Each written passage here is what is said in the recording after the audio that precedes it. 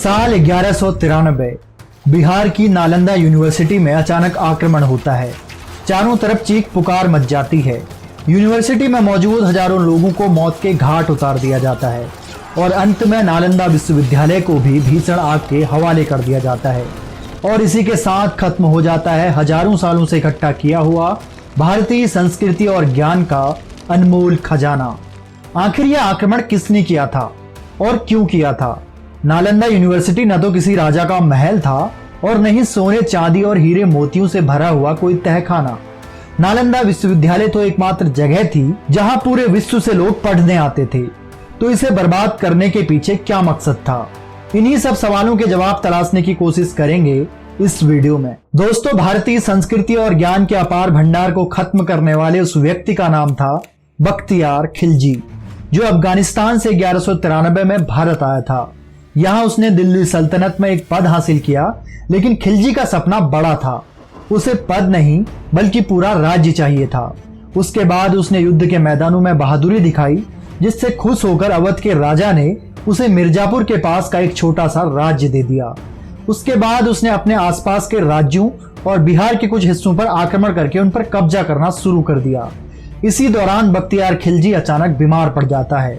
बहुत से उपायों और हकीमों के इलाज के बाद भी उसकी सेहत लगातार बिगड़ती जा रही थी। ऐसे में खिलजी को खबर मिली कि अब केवल एक ही इंसान है जो उसे ठीक कर सकता है, और वो है नालंदा विश्वविद्यालय के आयुर्वेद विभाग के प्रिंसिपल आचार्य राहुल श्रीभद्र। बख्तियार खिलजी को किसी भी गैर मुसलमान से इलाज कराना मंजूर नहीं था, इसलिए उसने इस सलाह को नजरअंदाज कर दिया। लेकिन उसकी सेहत और ज्यादा बिगड़ने लगती है और वो लगभग मरने की स्थिति में पहुंच गया। तब जाकर उसने आचार्य राहुल श्रीभद्र को बुलाया, लेकिन उसकी अकड़ अब भी बरकरार थी। उसने राहुल श्रीभद्र के आगे ये शर्त रख दी कि वो उनकी दी हुई कोई भी दवा नहीं खाएगा।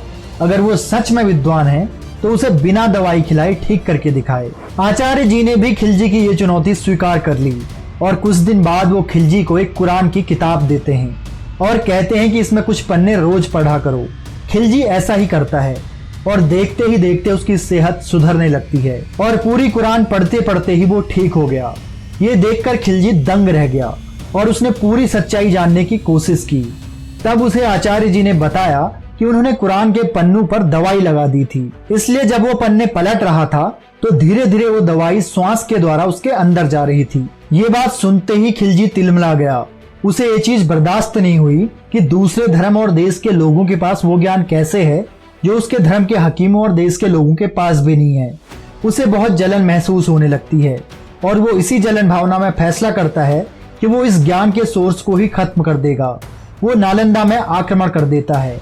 हजारों की संख्या में यहाँ रह रहे छात्र और शिक्षकों की बेरहमी से हत्या कर दी जाती है। बहुत से स्कॉलर्स को जिंदा जला दिया जाता है और अंत में पूरी नालंदा यूनिवर्सिटी को आग के हवाले कर दिया जाता है। साल 1260 में एक मुस्लिम इतिहासकार मिनहाज सिराज अपनी किताब तबाकत-ए-नासिरी में इस घटना का जिक्र करते हुए लिखते हैं कि नालंदा यूनिवर्सिटी में मौजूद 90 लाख किताबों को जलने में पूरे 3 महीने का वक्त लगा था।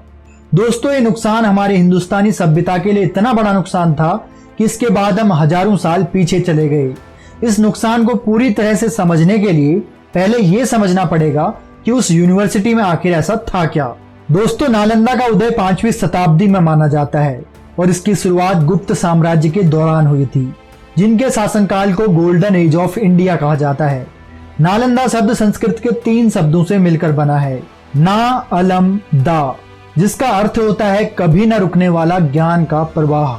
नालंदा के पास उस वक्त दुनिया की सबसे बड़ी लाइब्रेरी थी, जिसका नाम धर्मगंज हुआ करता था। नालंदा यूनिवर्सिटी विश्व की पहली ऐसी यूनिवर्सिटी थी जहां छात्रों को रहने की भी सुविधा थी। यहाँ हजारों साधु संत, गुरु और शिष्य एक साथ रहते थे। नालंदा एक अंतर्राष्ट्रीय संस्थान था जहां पूरे विश्व से लोग पढ़ने आते थे।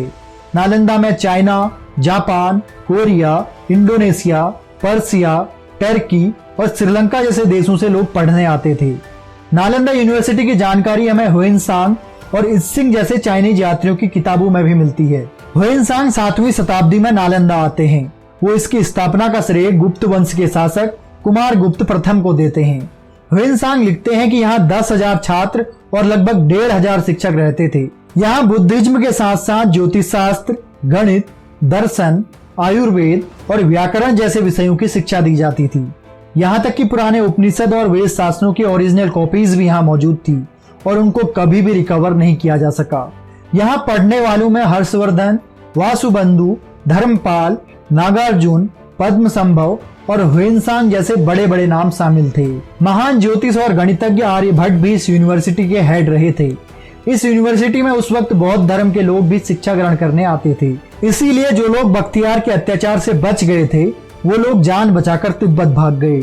इस बात को खुद दलाई लामा ने भी स्वीकार किया है कि तिब्बत की बौद्ध परंपरा नालंदा की ही देन है। इन्हीं सब बातों से हमें पता चलता है कि नालंदा केवल इंडियन कल्चर और बुद्धिज्म ही नहीं बल्कि वैज्ञानिक अनुसंधान का भी केंद्र था। ज्ञान का ये केंद्र लगभग 800 सालों तक ऐसे ही फलता फूलता रहा, लेकिन 12वीं शताब्दी में ये अचानक अतीत के अंधेरों में खो जाता है।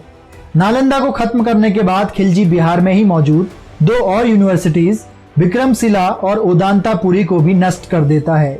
ये सिर्फ भारत का नुकसान ही नहीं था बल्कि पूरे विश्व का नुकसान था। सिर्फ एक व्यक्ति की जलन की वजह से हजारों वर्षों का ज्ञान संग्रह जलकर राख हो गया।